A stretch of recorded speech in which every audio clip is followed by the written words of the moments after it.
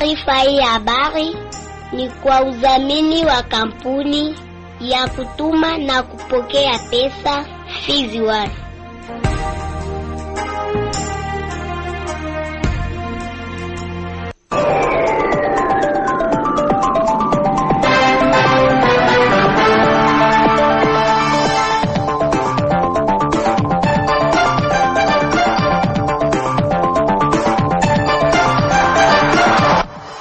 Shalom mpenzi msikilizaji wa idhaa Kiswahili ya Radio Kivu popote pale ulipo, na tumai umri wa afya na muda kama na uko kando kando na radio yako kwa ajili ya kuendelea kusikiliza matangazo yetu, na kukaribisha kuweza kufuata uchambuzi wa habari zetu ambao unajumuisha na ukurasa wa habari muhimu, ripoti za na ripota wetu toka eneo mbalimbali, ukurasa wa habari za michezo, habari za kitaifa na zile za kimataifa. Naitwa Safari Alimasi ambaye ni mchambuzi wa leo, tasaidiwa mitamboni na Merci Mbelechi, na kualika uweze kunitegea sikio mwanzo hadi mwisho wa uchambuzi wa habari. Nasema karibu.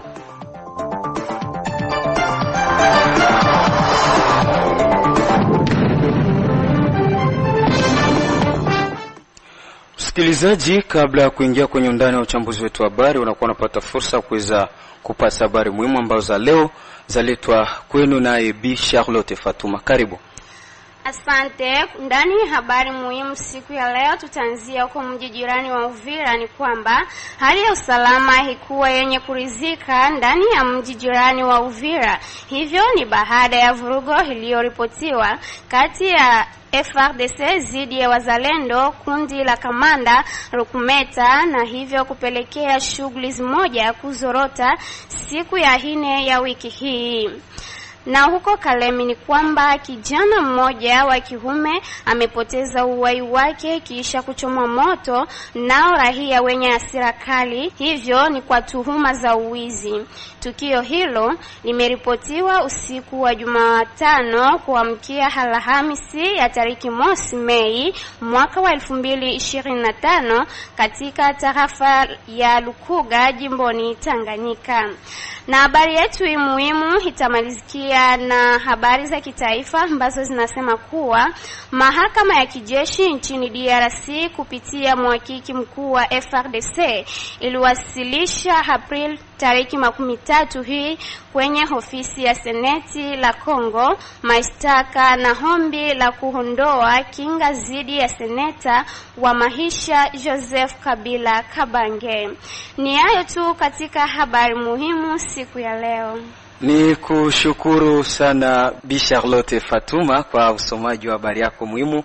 Msikilizaji, tuanze uchambuzi wetu wa habari tukianzia na paka katika mji wa Baraka na taarifa isemazo kuwa uongozi wa mtandao wa mawasiliano wa Freecell tawala tarafa Fizi na mji wa Baraka umeomba kwa wateja wake kuwa na imani na mtandao huo licha itilafu iliyojitokeza na kupelekea kuswa kwa mtandao huo kwa takriban miezi miwili sasa.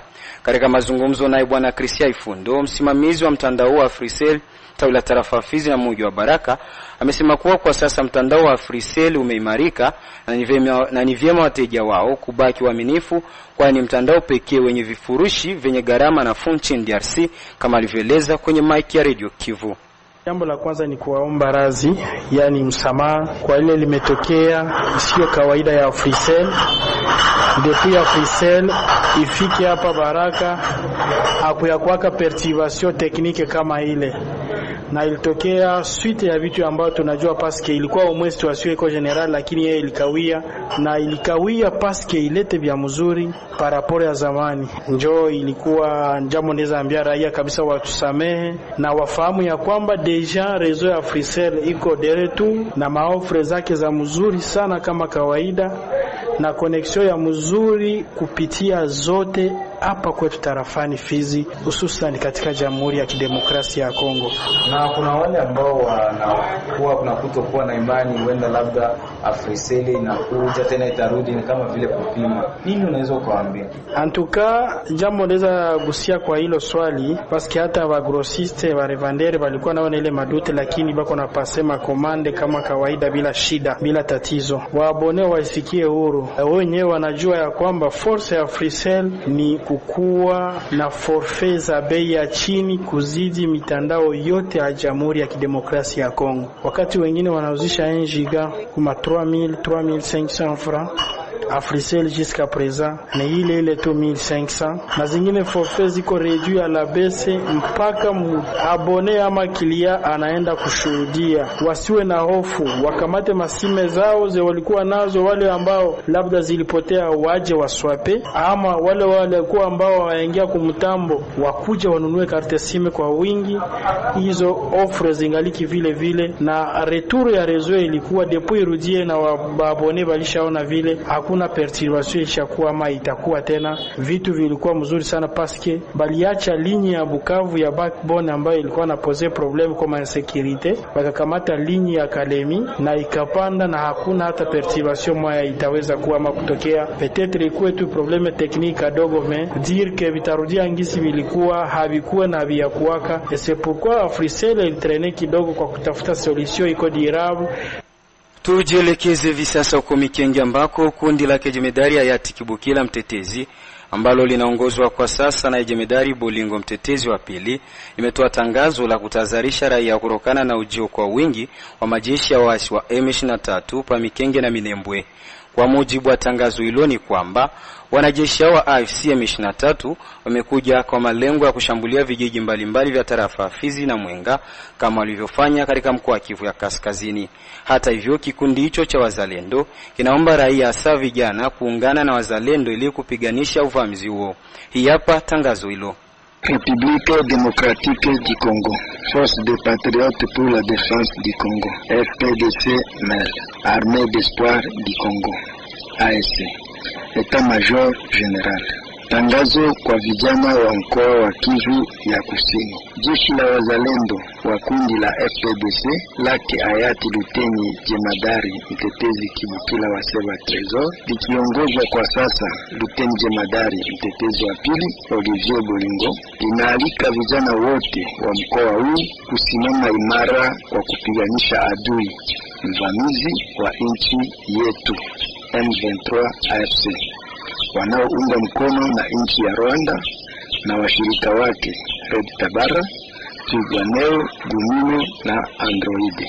Baada ya kupenyeza kwa adui katika milima ya Nyangezi, Kamanyola, waasi hao wameonekana kwa wingi pa Mikenge, sekta ya Itombwe, pia na Minembwe katika tarafa la Fizi, ambako lengo lao kwanza lilijitambulishwa kwa kuvamia vijiji vya Mulima, Lusuku, Abala, Abwale na Loketi kwa shabaha ya kuteketeza raia wasiokuwa na hatia kama walivyofanya Pagoma mkoani Kivu ya Kaskazini na Bukavu, makao makuu ya mkoa wa Kivu Kusini. Ndipo jeshi la wazalendo wake Luteni Jemadari Mtetezi wa pili Olivier Bolingo na washirika wake Jemadari Ngomavito Delfe, Jemadari Kakobanya na makundi mengine yanayopiganisha uvamizi pamoja na jeshi la taifa FARDC walifaulu kurudisha nyuma waasi ambao walikuwa tayari pembezoni mwa vijiji tajwa hapo juu. Kwa kumaliza, tunawajulisha kama hatua za kuzigomboa miji ya Minembwe na zile za Mikenge zinaandaliwa hapa usoni. Kwa hiyo tunaomba raia kuwa chonjo na kusindikiza jeshi la wazalendo linalosaidiwa na jeshi la taifa FARDC. Hivi sasa tujielekeze katika mji jirani wa Uvira. Hali ya usalama ikuwa yenye kurizika ndani ya mji jirani wa Uvira. Hivyo ni baada ya vurugu iliyoripotiwa kati ya FARDC dhidi ya wazalendo, kundi la Kamanda Rukumeta, na hivyo kupelekea shughuli zimoja kuzorota siku ya 4 wiki. Kwa mujibu wake mwanasheria Chako Changbon Ane ameonyesha hapa kisa cha mkasa huo. Tumeamka masasi sana yenyewe imekuwa kati ya majeshi wa FARDC wakipigana na jeshi ya wazalendo ya Rukumeta, na walikuwa wanadeploye FARDC iende kwenye milima yenye iko juu ya grupe corporate ya Kitu. Na kwa ile ndio kunapokuwa nani position ya General Rukumeta, bando wamepigana masasi mingi. Agenda ni kwamba majeshi wa FARDC wanapenda watie maposition zao juu ya position ya wazalendo. Maana yake wajeshi wa FARDC wakontrole position za wazalendo. na wazalendo hawako tayari kuitika majeshi FARDC watie position zao juu yao, na wanakuja bila communication, hawawajulishi. Na wazalendo tunapongea nao wanatuuliza nini natuma majeshi ya FARDC wakuwe deploye kwa haraka juu ya milima inayoelekea Uvira, na wako deploye pasi za mingi sana. Nini ambayo inatuma katika nyakati kama na hizo? Kwa nini wangesubiri vita kwanza imaliziki? Hiyo inaleta mashaka dukuduku nyingi kati ya FARDC na majeshi wa kizalendo, sababu FARDC ilikuwa deploye au makaburi yanapatikana quartier Kakombe usiku mzima. Mpaka sasa magari FARDC karibuni 4 majipu yanapatikana kwenye anteni ya Tigo yenye iko mnamo quartier Kakombe, juu kabisa ya milima inayoelekea kutumia incorporea Kitona. Utaelewa kwamba mapambano ilikuwa haiko mbali na Centreville. Uvira iko na groupement moja ya Kitundu, iko tu juu, iko tu mwingine. Mimi kati mkaporipori, mimi mgroupement incorporea Kitundu. Ilikuwa vraiment ni Centreville tu, haiko sana. Ni juu ya nani ya hospitali ya Witem Sepak ya Kasenga. Ni mapambano imekuwa mvile ya Uvira, haiko msheferi wala territoire, ni mvile ya Uvira. Hata hivyo Chako Changu ameongeza kuwa kwa hali hiyo ya marumbano kati ya vikundi hivyo viwili vya baba mmoja, vinyume vinaweza kuwa vingi, ni vema wakae chini ili kupata suluhu pamoja. Mtangazaji, analizi ambao tuko nayo ni kwamba kwanza hatuelewi malumbano yenye imeonekana imeshuhudiwa entre FARDC na wazalendo ina chanzo gani, wakati ambapo FARDC na wazalendo wako pamoja kwenye vita inayoelekea milima ya teritwari ya Uvira hata pia Kamanyola. Ya pili, ni wakati muhimu ya kudeploye FARDC mnamo milima ya vile la teritwari ya Uvira. Ya tatu, agenda kashe gani yenye iko nyuma ya hii deployment wakati ambapo mambo hayaeleweki. Raia inahitaji adui atowekwe pale mji wa Kamanyola. Utaelewa na nini kwamba jana M23 imegeuza groupement ya Kamanyola inaifanya kuwa cité ya Kamanyola, na wametia chef de cité wa mpya makomite nzima kuongoza cité ya Kamanyola. Eske haiko balkanization? Eske haiko occupation illegal ya budongo wa Uvira? Hiyo ndio maswali ambayo watu wanahitaji zaidi sana. Amani ndio watu wanatafuta na usalama ukue. Kwa nini FARDC haindi pigana Kamanyola, ipigane Bukavu, ipigane pia unani Goma? Kwa nini effort ya vita haziko deploye mwa zile ngambo ili kusumbua watu mvile ya Uvira, ambapo watu wanapenie kuishi, wanaishi katika hali ambazo haiko vizuri? Na ndio maana tumeomba kwamba kuwe vikao ya maongezi kati ya FARDC na wazalendo, kuwe vikao ya sisi wa leader communautaire na majeshi, meya wa jiji, administrateur wa territoire wakwe active ili kwamba tuone kwamba hali ikibadilika, sababu kila mtu aheshimie mwenzake, jeshi aheshimie mzalendo aheshimie jeshi, na raia pia juu. Tumepoteza sana leo, ni kazi zimekuwa kidogo sana, na jambo ambalo sisi kama vile raia hatufurahii. Mtangazaji, hivi sasa ni muda wako mzuri wa kuweza kujua kile ambacho kilichojiri kwenye ulimwengu wa soka, hasa kuhusiana na mechi kati ya waandishi wa habari na wafanyakazi mbalimbali. Naam, asante sana. Anakwenda kule Baumesa de François na mpira, anazunguka upande wa pili kule kwa Kenani kule, Mchumbe wa Mkulima na Fatuma upande wa chini.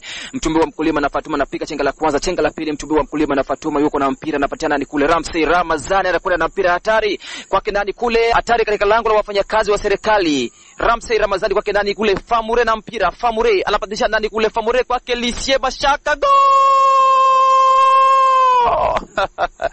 Dakika ya 77 ya mchezo, kijana Lisie Mashaka anaandikishia waandishi habari bao la 3, waandishi habari 3, wafanyakazi wa serikali 2. Mpira umekwisha. Ndugisi mambo alivyokuwa msikilizaji kunako uwanja wa Lumumba pale ni kwamba tayari sasa mtanangi umemalizika. Waandishi habari wameweza kuwalamba vibaya sana wafanyakazi wa serikali mabao 3-2. Waandishi habari kama kawaida hatuna kwere. Wengine ambao wanapenda kutuita watuandikie, tutaweza kuwazabua. Ndugisi mambo yalivyo kule mwezago Safari Alimasidilwe. Na upande mwingine michuano ya ligi kuu hapa nchini Jamhuri ya Kidemokrasia ya Kongo maarufu Linafoot iliweza kutimua vumbi mchana wa siku ya 3 ya wiki tunayo, ambako mechi takriban ni 4 ziliweza kupigwa, ambako vijana wa Les Aigles du Congo waliweza kuwatambia timu ya Tupuisa Mazembe Anglebert mabao 3-1, huku vijana wa Saint Eloi Lupopo mbele ya shangazi bila mjomba wakaweza kusalimu amri ya kutandikwa bao 1-0 na vijana wa AS Manyema Inyo. Timu ya FC Tanganyika kutoka Kalemi wakiwa katika uwanja wa Jika Kapale waliweza kutepeta mbele ya shangazi bila mjomba kwa kutandikwa mabao 3-1 na vijana wa AC Rangers, na mwishowe vijana wa AS Simba wakaweza kutandikwa bao 1-0 na vijana wa CS Don Bosco. Tumalizia na huko katika bara la Ulaya ni kwamba goli alilolifunga mchezaji Marquis Thuram dhidi ya FC Barcelona ndilo goli la haraka zaidi kuwahi kufungwa katika historia ya mashindano ya UEFA Champions League tangu mashindano hayo yaweze kuanzishwa katika bara hilo la Ulaya. Na vile vile mechi aliyoicheza usiku wa kucha siku ya 4 ya wiki tunayo, mshambuliaji machachari wa klabu ya FC Barcelona Lamine Yamal amefanikiwa kucheza mchezo wake wa 100 tangu apandishwe kutoka FC Barcelona B na kujiunga na FC Barcelona ya wakubwa ambayo kwa sasa anaichezea. Taarifa kutoka idara ya afya katika klabu ya FC Barcelona imeripoti kuwa beki wa pembeni Jules Koundé hatakuwa sehemu ya kikosi kitakachotumika kwenye mchezo wa marudiano dhidi ya Inter Milan wiki ijayo mara baada ya mchezaji huyo kupata jeraha usiku wa siku ya 3 kuja siku ya 4 kunako mashindano hayo. Jules Koundé ataweza kufanya takriban ni wiki 3 nje ya uwanja. Naweka nukta kunako habari za michezo. Asante sana Omar Makelele Ozil, ila nina huzuni kwa kukosa mechi hiyo kutokana na jeraha ambalo nililipata kwa mazoezi ya mwisho kabisa ya kuandaa mchezo. Ila ni furaha kwa sisi watangazaji kuweza kuibuka na ushindi. Msikilizaji, endapo ndio unakuja kujiunga nasi, nikukumbushe kwamba unaendelea kuitegea sikio za Kiswahili ya Radio Kivu, na huu ni muda wa uchambuzi wa habari katika lugha tukufu la Kiswahili. Kampuni Fizwan Baraka, Mboko na Misisi ni rahisi kutuma na kupokea pesa cash pote ulimwenguni bila usumbufu. Hivi sasa tujielekeze katika tarafa la Uvira ambako kijana mmoja mmiliki na msimamizi wa ukumbi wa sinema Paruningu amefariki dunia baada ya kupigwa risasi na askari jeshi mmoja wa taifa FARDC siku ya Jumatano ya tarehe 30 Aprili mwaka huu tunao. Katika mahojiano na redio yako akiwa Paruningu, mwanaharakati mmoja wa shirika la raia ametoa picha ya hali halisi ilivyokuwa mpaka kijana huyo kupigwa risasi, huku upande mwingine ameonyesha jitihada ambazo jeshi la taifa FARDC na wazalendo walizozitekeleza ili mhalifu huyo anaswe na hukumiwe kwa mujibu wa sheria. Mwenye alikuwa proprietaire ya salle de cinéma. Après ile match ilikuwa inaonekana ya Barça na Inter Milan, comme si kulikuwa discussion entre yeye na basoda, ndio ikatokea ke soda akaamua vile kumpiga masasi na akakufa, na ule soda akakimbia Runingu. Saint-Jean kuna Pel Kigabi.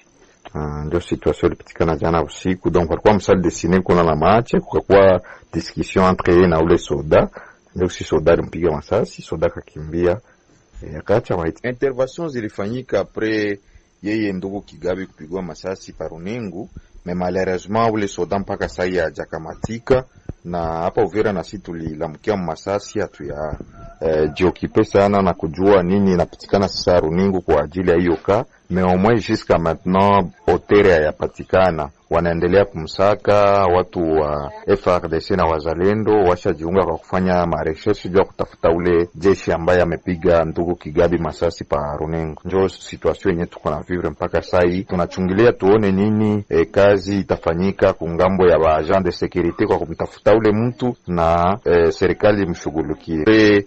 Yeye ndugu Kigabi kupigwa masasi pa Runingu, mais malheureusement ule soda mpaka sasa hajakamatika, na hapa Uvira na sisi tulilamkia masasi hatuya jiokipe sana na kujua nini inapatikana sasa Runingu kwa ajili ya hiyo ka, mais au moins jusqu'à maintenant proprietaire hayapatikana, wanaendelea kumsaka. Watu wa FARDC na wazalendo washajiunga kwa kufanya marecherche juu ya kutafuta ule jeshi ambaye amepiga ndugu Kigabi masasi pa Runengo. Ndio situation yenyewe tuko na vivre mpaka sasa hii. Tunachungilia tuone nini kazi itafanyika kungambo ya ba agent de sécurité kwa kumtafuta ule mtu na serikali mshughulikie. Hivi sasa tujielekeze huko katika mkoa wa Kivu ya Kaskazini. Huko Masisi ni kwamba kumeshuhudiwa upungufu wa uzalishaji wa fromage katika vijiji mbalimbali vya usultani wa Bashali tarafani Masisi jimboni Kivu ya Kaskazini. Hivyo ni kutokana na uhaba wa ng'ombe maeneo hayo, ndivyo amehakikisha hayo moja kati ya watengenezaji wa chakula hiyo.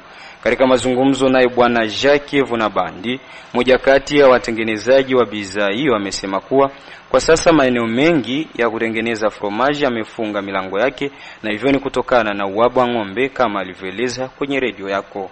Uzalishaji wa fromage ulishashuka chini juu mwaizi masiku ng'ombe ni za kidogo.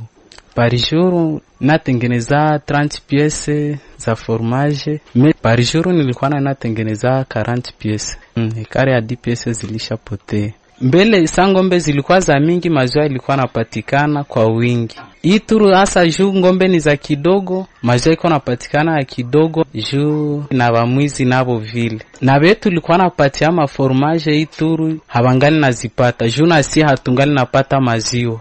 Juu ng'ombe zilishakuwa za kidogo mu Bikuyu. Mara pale shibote tulishakosa bulo mutere. Maziwa ilishakosekana na fromage nazo zilishakosekana vile. Tukiachana na mkoa wa Kivu ya Kaskazini, tupindukie katika mkoa wa Tanganyika huko Kalemi. Ni kwamba kijana mmoja wa kiume amepoteza uhai wake kisha kuchoma moto na raia wenye hasira kali, hivyo ni kwa tuhuma za wizi. Tukio hilo limeripotiwa usiku wa Jumatano kuamkia Alhamisi ya tariki mosi Mei mwaka 2025 katika tarafa Lukuga jimboni Tanganyika. Undani wa taarifa hii naye Ulumbwe Didier Doctor kutoka Kalemi. Tukio kama na hilo linakuwa nafanyika mtaani Simfo tarafani ya Lukuga, mahali sio mbali na parokia kanisa Katolika Kibwe. Kufatana vyanzo vyetu ni kwamba muanga kama na huyo alikuwa na uwawa kwa kisa cha kesi tuhuma ya wizi uliokuwa nafanyika usiku wa Jumatano kuamkia Alhamisi kama na hii mtahani hapo Simfo. Alipokuwa nakamatwa na raia ni hapo walikuwa wanachukua kabisa maamuzi kama na haya ya kumchoma moto kisha kumpiga. Shirika jipya la raia la Kongo jimboni Tanganyika NDC kupitia kiongozi wake makamu Isa Shirake inakuwa na laumu matendo ya wizi ambao inakuwa inaendelea kuripotiwa karibia kila siku hapa Kalemi. Shirika hili la raia jipya la Kongo inakuwa naalika wakati huo mmoja raia kupeleka kesi kama na hii kwenye vyombo vya kisheria kwa ajili viwe nafanya kazi yake. Isa Shirake amealika serikali ya jimbo ya Tanganyika kutimiza vema daraka lake la kulinda hali ya usalama wa raia na mali zake kupitia mashirika zake husika. Ni kweli tunakonfirmea yule mtu inawezekana kwa habari ambazo tunazo ni kwamba aliunguzwa usiku wa kuamkia leo kwenye avenue ya Simfo yule ya parokia ya Kibwe. Kwamba ni mwizi na alikamatwa, na ni hapo watu walijichukulia na kufanya kazi ndio wanavyofanya siku hizi, maana kwenye komini ya Lukuga ni kati ya komini ambazo pia fora kwa vitendo vya wezi kuunguzwa siku hizi. Kwa kweli kama vile kwa kweli tuweze encourage, tunaweza kuwashauri watu waepukane na masuala yale na wajaribu kutafuta ukweli, maana pale mnapomuunguza mtu zaidi ukweli unakuwa unafishana na kuwajibika pale ambapo watu wanafanya vitendo vya wizi na kuja kuleta msaada mbele ya wakati. Na ndio maana siku hizi watu inaonekana kwamba inakuwa ni kama vile ambitide kwa watu wengi.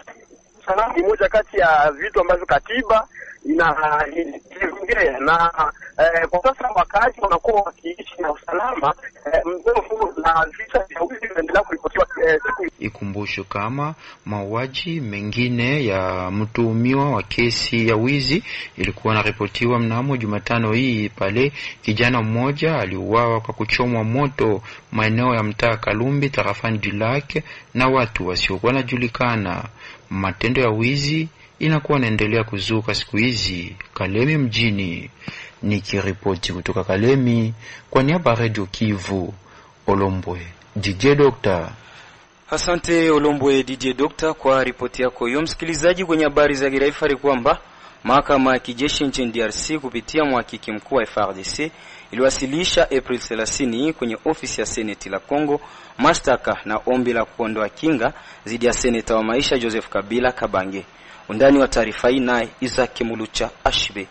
Mahakama ya kijeshi nchini Jamhuri ya Kidemokrasia ya Kongo inataka kumfungulia mashtaka Joseph Kabila Kabange, rais wa zamani wa DRC na pia seneta wa maisha kwa kosa la uhaini, kushirikiana na vuguvugu zisizokubalika kisheria, maasi ya kivita na mauaji dhidi ya raia wasio na hatia. Tangaza hayo Constant Mutamba, waziri wa sheria nchini DRC.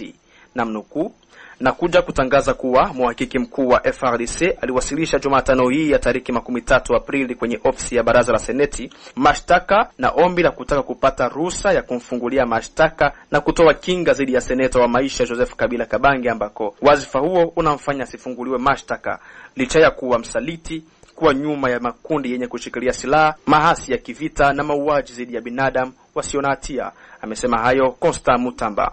Kulingana naye, sheria ya Kongo imemfungulia mashtaka seneta wa maisha Joseph Kabila Kabange wala sio kama rais mstaafu, bali ni kwa wazifa wake kama seneta kulingana na vifungu vya 104, 107 na 153 vya katiba ya nchi. Tunasubiri seneti kutoa ruhusa ya mashtaka ya seneta wa maisha Joseph Kabila ili kuruhusu sheria kuwajibika vyema na kesi hii mbele ya mahakama ya juu ya kijeshi, ili kutoa fafanuzi kwa watu juu ya kuwa kwake nyuma ya mauaji ya kimbari yaliyotokea katika eneo la mashariki mwa Jamhuri ya Kidemokrasia ya Kongo yaliyotekelezwa na M23 na AFC, ambako yeye ndiye mwanzilishi wa vikundi hivi. Aliongeza hayo Constant Mutamba, waziri wa taifa husika na sheria. Upande mwingine, Seth Kikuni ambaye ni mgombea wa zamani kwenye ngazi ya uraisi aliandika kwenye mtandao wa kijamii kuwa Joseph Kabila ni rais wa zamani wa Jamhuri ya Kidemokrasia ya Kongo, na kutokana na wazifa huo sheria inamkingia kutofunguliwa mashtaka yoyote ile kulingana na kanuni zinazokinga marais wa staff. Alisema pia cheo cha useneti wa maisha sio wazifa wa kisheria, bali ni cheo cha heshima maalum kwa ajili ya marais wa staff na hapa kufunguliwa mashtaka ya upendelevu. Seth Kikuni aliongezea kuwa mashtaka yaliyotangazwa dhidi ya Kabila yanaonyesha zaidi ni jaribio la vitisho inayolenga kupitia yeye kuhasiri upinzani wote. Alimalizia kuuliza kuwa inawezekanaje Matata Mponyo ambaye kwa wazifa tu wa kuwa waziri wa DRC hakuweza kutiwa mkono na vyombo vya kisheria sambuse kwa Kabila ambaye ni rais mstaafu na seneta wa maisha. Ikumbukwe kuwa Constant Mutamba ahakikisha kuwa na ushahidi wa kutosha unaomuungamanisha rais huyo wa zamani na kinara wa PPRD na wahasi wa AFC M23. Hadi sasa mashtaka yamesimamishwa hadi pale bunge la seneti litakaporuhusu. Tukamilishe uchambuzi wa habari na habari za kimataifa tukijielekeza huko katika nchi jirani ya Burundi. Baadhi ya waandishi wa habari nchini Burundi wamesema kulani unyanyasaji na ukiukwaji wa haki za binadamu ambao umekuwa ukifanywa waandishi habari wakati wakiwa katika kazi zao za kila siku. Mwenzetu wa huko Burundi, Bukur Elias Daniel, ametuandalia ripoti ifuatayo. Baadhi ya waandishi wa habari nchini Burundi wamelani vitendo vya unyanyasaji ambavyo vimekuwa vikifanywa waandishi wa habari wakiwa kazini. Hali hiyo ikiwa ni baada ya mwandishi wa habari wa Bonesha FM Wili Kwizera kupigwa na wanafunzi wa chuo kikuu cha Burundi mjini Bujumbura akiwa katika kazi yake ya kila siku. Hali hii inaonyesha sura mbaya kwa taifa na ni hali ambayo inapaswa kupingwa na kila mtu, kwa sababu mwandishi wa habari sio mtu ambaye anakuja kudhuru taifa, bali ni mtu ambaye yupo ili taifa liweze kuendelea, kwa sababu mwandishi wa habari ndiye anayesema kitu ambacho ni kero kwa mwananchi au ni kitu ambacho hakiendi vizuri kwenye jamii, ili serikali iweze kukishughulikia, ili serikali iweze kutengeneza mbinu na mikakati ili jambo hilo liweze kusuluhishwa. Na bila mwandishi wa habari sasa serikali haiwezi kujua mambo yote.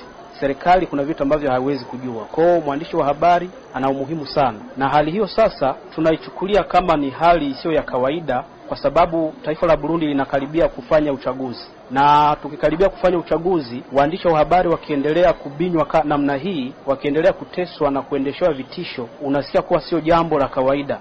Mimi binafsi naweza nikakemea tabia hiyo. Hiyo ni tabia chafu, ni tabia mbaya ambayo inataka kurudisha nyuma maendeleo, naweza kusema, ya waandishi wa habari, lakini pia ni kitendo ambacho kinachafua picha ya Burundi kiujumla.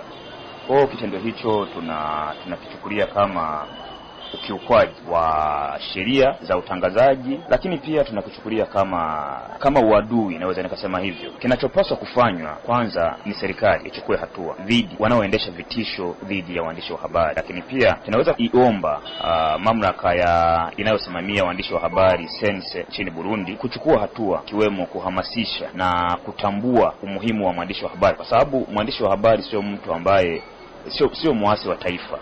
Mwandishi wa habari ni mtu ambaye anatangaza, anapasha habari ili kujulikana kile kinachoendelea nchini, lakini pia ikiwemo kuendeleza taifa, kwa sababu mwandishi wa habari anasaidia katika maendeleo ya taifa. Chochote kile kinachofanyika bila kuwepo mwandishi wa habari, sidhani kama hicho kitu kinaweza kikafika popote. Kwa hiyo tunaiomba serikali pamoja mamlaka inayosimamia waandishi wa habari nchini Burundi sense kuchukua hatua dhidi ya mtu yeyote anayetaka kuendesha vitisho dhidi ya waandishi wa habari. Mimi kama mwandishi wa habari ninavyoona ni kwamba hatuwezi kusema kwamba hali ni mbaya sana, isipokuwa tu mwandishi wa habari yaliyomtokea wa Radio Bonesha yamenitia off na oga, nikasema haya kama yanatokea kwa mwandishi mwenzangu, waandishi wengine kama hawajatoa au hajasema kinachowafikia wanapokwenda kutafuta habari, ina maana kuna wale ambao wako kwenye misukosuko, hawako huru wakiwa wamekwenda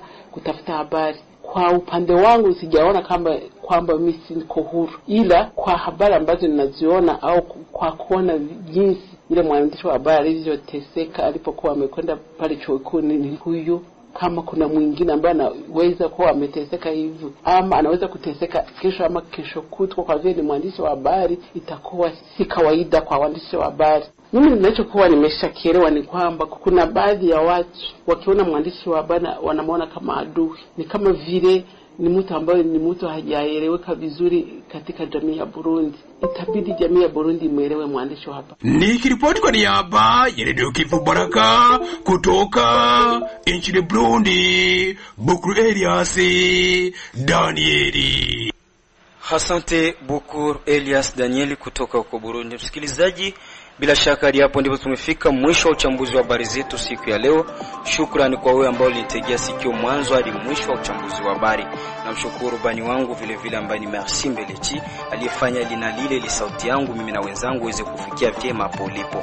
Na shukuru job zima la waandishi wa habari wa Radio Kivu kwa ajili ya kukamilisha uchambuzi wa habari. Aliyokuletea uchambuzi wa habari si mwingine ni mimi Safari Almasi Limitinwa. Sina la ziada na kuaga nikisema bye bye.